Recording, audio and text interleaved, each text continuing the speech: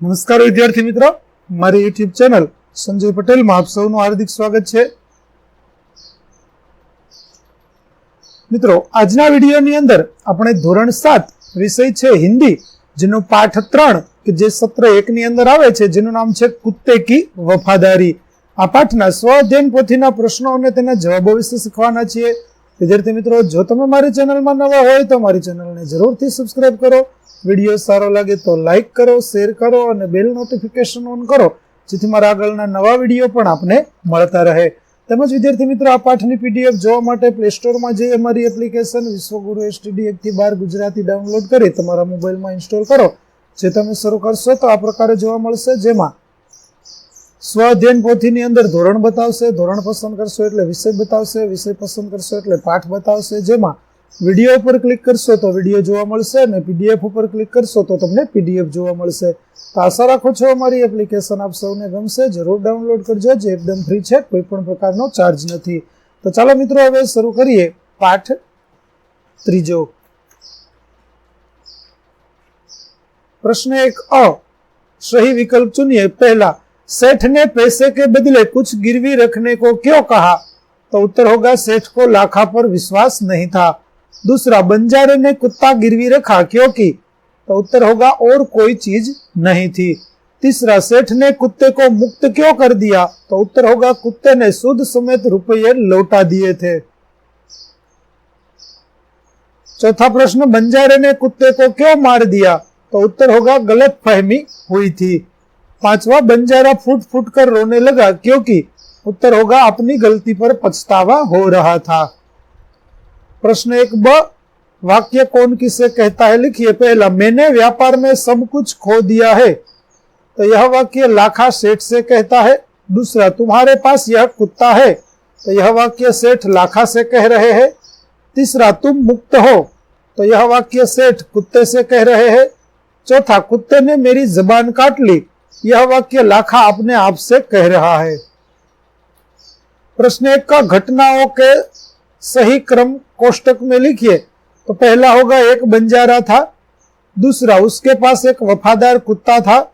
तीसरा, बंजारा व्यापार में मार खा गया. चौथा, बंजारे ने कुत्ते को सेठ के पास गिरवी रख दिया.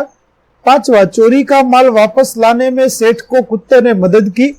छठा, सेठ ने कुत्ते को मुक्त करके उसके मालिक के पास वापस भेज दिया. सातवां, बंजारे ने सोचा कि कुत्ते ने मेरी जबान काट ली. और आठवां, कुत्ते की समाधि आज भी राधनपुर के तालाब के किनारे है. प्रश्न 2, निम्नलिखित परिच्छेद पढ़कर प्रश्नों के उत्तर दीजिए. पहला, मनुष्य की विशेषता उसके? तो उत्तर होगा चरित्र में है. दूसरा, चरित्र में कौन कौन से गुण आते हैं? तो उत्तर होगा विनय और उदारता. तीसरा, रावण निंदनीय था क्योंकि? उत्तर होगा वह बुरे कर्म करता था. चौथा, शब्द समूह की गलत जोड़ है. तो अनादर करने योग्य तो पूजनीय, यह गलत है. पांचवा, पर्यायवाची शब्द की गलत जोड़ है. तो वचन और विनय. छठा, विलोम शब्द की सही जोड़ है. तो अधिक तो कम. सातवां, विनय शब्द का सही अर्थ नहीं है. तो नम्रता. आठवां, लालच शब्द का गलत पर्यायवाची शब्द है. तो लालच का होगा लोभ. तीसरा, गुण शब्द का विपरीतार्थक शब्द है. तो अवगुण. प्रश्न 3, निम्नलिखित मुद्दों के आधार पर कहानी लिखिए. तो चलिए लिखते हैं. किसी गांव में एक औरत को एक लड़का हुआ था. संयोग से उसे नेवले का एक बच्चा भी मिला और वह उसे भी पालने लगी. नेवला उस बच्चे के साथ ही खेलता था, लेकिन वह महिला हमेशा इस बात को लेकर आशंकित रहती थी कि नेवला उसके बच्चे को कोई नुकसान न पहुंचा दे. वह अपने बच्चे को कभी अकेला नहीं छोड़ती थी, लेकिन एक दिन किसी काम से उसे कहीं जाना पड़ा और बच्चा घर में अकेला रह गया. तब जब वह महिला बाहर थी, तब नेवला उस बच्चे के पास ही बैठा रहा. अचानक एक काला नाग उस बच्चे के नजदीक आया. बच्चे को बचाने के लिए नेवले ने नाग से लड़ाई शुरू कर दी. काफी देर लड़ने के बाद नेवले ने उस नाग को मार दिया. जब वह औरत वापस आई तो उसने नेवले के मुंह को खून से सना देखा. यह देखकर उसे तो जैसे पाला मार गया और उसने सोचा कि नेवले ने उसके बच्चे को मार दिया है. बिजली की तेजी से उसने एक पत्थर उठाया और नेवले को मार दिया। उसके बाद जब वह अपने घर के अंदर गई तो उसे अपनी गलती का एहसास हुआ। उसे अपने किए पर पछतावा हो रहा था, लेकिन अब तक बहुत देर हो चुकी थी। सीख, इस कहानी से हमें यह शिक्षा मिलती है कि किसी परिस्थिति में तुरंत प्रतिक्रिया करने की बजाय हमें धीरज से काम लेकर उसके कारण और परिणाम का पता लगाना चाहिए। प्रश्न 4 प्रश्नों के उत्तर लिखिए। पहला, रात के समय कुत्ता पड़ाव की रखवाली कैसे करता था? तो कुत्ता बहुत वफादार था। रात को वह सावधान रहकर पड़ाव की रखवाली करता था। अगर चोर लुटेरे पड़ाव की तरफ आते दिखाई देते तो भौंक भौंक कर उन्हें दूर भगा देता था। दूसरा, लाखा सेठ के पास क्यों गिड़गिड़ाने लगा? तो लाखा को पैसे की सख्त जरूरत थी, इसलिए लाखा सेठ के सामने गिड़गिड़ाने लगा। तीसरा, सेठ ने बंजारे के साथ कौन सी शर्त रखी? तो बंजारा सेठ के पास उधार रुपये लेने के लिए आया था, परंतु रुपये के बदले में गिरवी रखने के लिए उसके पास कुछ भी नहीं था। तब सेठ ने बंजारे से कहा कि तुम अपना कुत्ता ही जमानत के रूप में रख दो। जब तुम सारे पैसे लौटा दोगे तब कुत्ता तुम्हें वापस लौटा दूंगा। इस प्रकार सेठ ने बंजारे के आगे रकम के बदले में कुत्ते को गिरवी रखने की शर्त रखी। चौथा प्रश्न, सेठ ने कुत्ते को क्यों मुक्त कर दिया? तो सेठ के यहाँ चोरों ने डाका डाला था। कुत्ते ने चोरों का पीछा किया। चोरों ने दूर जंगल में जाकर सारा माल जमीन में गाड़ दिया। फिर वह कुत्ता सेठ जी को जंगल में ले गया और भौंक भौंक कर वह जगह बताने लगा जहां चोरों ने सामान गाड़ा था। थोड़ा खुदने पर ही चुराया गया सारा सामान मिल गया, इसलिए सेठ ने कुत्ते को मुक्त कर दिया। पांचवा, बंजारा क्यों पछताया? तो लाखा ने कुत्ते को बेवफा समझकर उस पर लाठी से प्रहार किया था। उससे कुत्ता मर गया। बाद में लाखा ने कुत्ते के गले में बंधी चिट्ठी पढ़ी। उसमें सेठ ने लिखा था कि तुम्हारे कुत्ते ने मुझे सूद समेत रुपये लौटा दिए हैं। कुत्ते की वफादारी से खुश होकर मैंने उसे मुक्त कर दिया है। चिट्ठी पढ़कर लाखा हक्का बक्का रह गया। उसे अपने किए पर बहुत पछतावा हुआ। छठा प्रश्न, बंजारे ने समाधि क्यों बनाई? तो बंजारे ने अपनी गलती का प्रायश्चित करने के लिए समाधि बनवाई। प्रश्न 4 प्रश्नों के उत्तर लिखिए। पहला, सच्ची श्रद्धांजलि देने के लिए समाधि के अलावा और क्या क्या कर सकते हैं? तो सच्ची श्रद्धांजलि देने के लिए समाधि के अलावा हम अनाथ आश्रम और वृद्ध आश्रम में बच्चों को और बूढ़ों को भोजन खिला सकते हैं। गौशाला में गायों के लिए चारे का आयोजन कर सकते हैं। गरीब बच्चों के लिए पाठशाला का खर्च जैसे कि फीस और पुस्तकें दे सकते हैं। जो सैनिक शहीद हुए हैं उसकी मदद कर सकते हैं। दूसरा, आप इस कहानी को और कौन कौन से शीर्षक देना चाहेंगे? तो मैं इस कहानी को निम्नलिखित शीर्षक देना चाहूंगा। जल्दबाजी का नतीजा, अब पछताए होत क्या जब चिड़िया चुग गई खेत, एक कुत्ते का समाधि मंदिर, लाखा बंजारा और उसका कुत्ता। प्रश्न 3, कुत्ते को वफादार प्राणी क्यों कहा गया है? तो कुत्ता अपने मालिक के घर का भरोसेमंद चौकीदार है।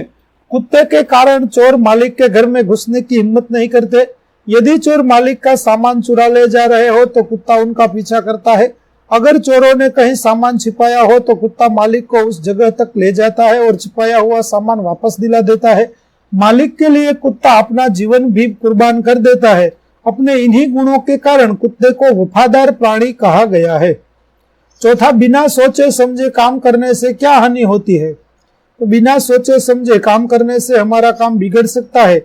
हम लोगों की हंसी के पात्र बन जाते हैं। हमारे मन में शांति नहीं रहती, हमें पश्चाताप होता है। पांचवा, बिना गलती के डांट पड़े तो आपको कैसा लगेगा? तो बिना गलती के डांट पड़े तो मुझे बहुत बुरा लगेगा और बहुत दुख भी होगा। छठा, इस कहानी से हमें क्या शिक्षा मिलती है? तो इस कहानी से हमें सीख मिलती है कि हमें कुछ भी बिना सोचे समझे नहीं करना चाहिए। इससे हमें काफी हानि हो सकती है, जिससे हमें बाद में पछतावा भी हो सकता है। शब्दों को उचित क्रम में रखकर वाक्य फिर से लिखिए। पहला होगा, इधर लाखा ने भी व्यापार में खूब रुपया कमाया। दूसरा होगा, मैं आपकी पूरी रकम सूद समेत 1 साल में ही चुका दूंगा। तीसरा होगा, तुम इसे ही जमानत के रूप में दे दो। चौथा होगा, सेठ की खुशी का कोई पार नहीं था।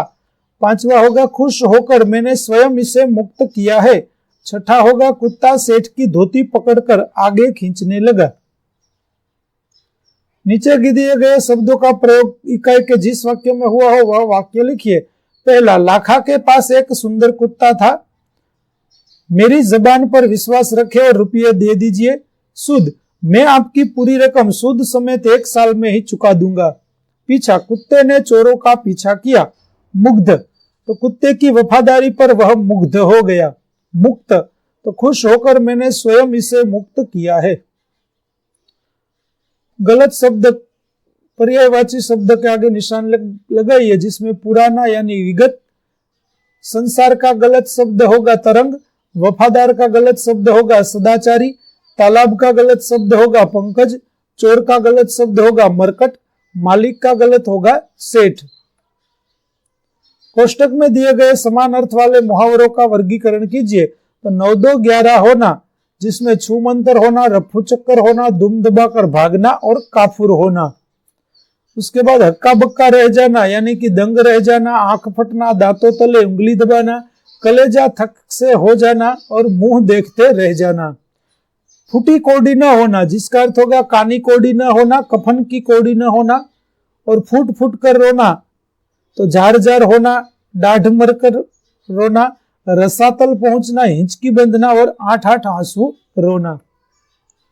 मुहावरों का अर्थ देकर वाक्य प्रयोग कीजिए। कोई चारा न होना यानी कोई उपाय न होना। वाक्य, कर्ज लेने के सिवाय गुप्ता जी के लिए और कोई चारा नहीं था। दूसरा, हृदय रिला देना यानी कि हृदय को द्रवित कर देना। वाक्य, शहीदों की ये कहानियां हमारे हृदय को हिला देती है। मार खा जाना यानी कि नुकसान होना। सूखे के कारण किसानों को बहुत मार खानी पड़ी। आव देखा न ताव, सोच विचार किए बिना। सेठ जी ने आव देखा न ताव और गरीब किसान पर गोली चला दी। जबान काट लेना यानी कि वचन भंग करना। वाक्य, मैंने सोचा न था कि मित्र होने पर भी वह जबान काट लेगा। छठा, डाका डालना यानी चोरी करना। वाक्य, कल रात चौधरी जी के घर डाकुओं ने डाका डाला। उदाहरण के अनुसार लिंग परिवर्तन करके वाक्य लिखिए। लड़का बगीचे में खेल रहा है, तो होगा लड़की बगीचे में खेल रही है। दूसरा होगा कुतिया भौंक रही है, धोबिन कपड़े धो रही है। चौथा होगा घोड़ा दौड़ रहा है। पांचवा होगा चाचा बाजार जा रहे हैं। छठा होगा बंजारिन नाच रही है। प्रश्न 7ब, कोष्टक में से लिंग आधारित शब्दों की जोड़ी मिलाइए और उदाहरण के अनुसार वाक्य प्रयोग कीजिए। जिसमें गधा तो गधी, तो गधे ने उसको लात मारी, गधी ने उसको लात मारी। बाघ तो बाघिन, तो जंगल में आज मैंने बाघ देखा, जंगल में आज मैंने बाघिन देखी।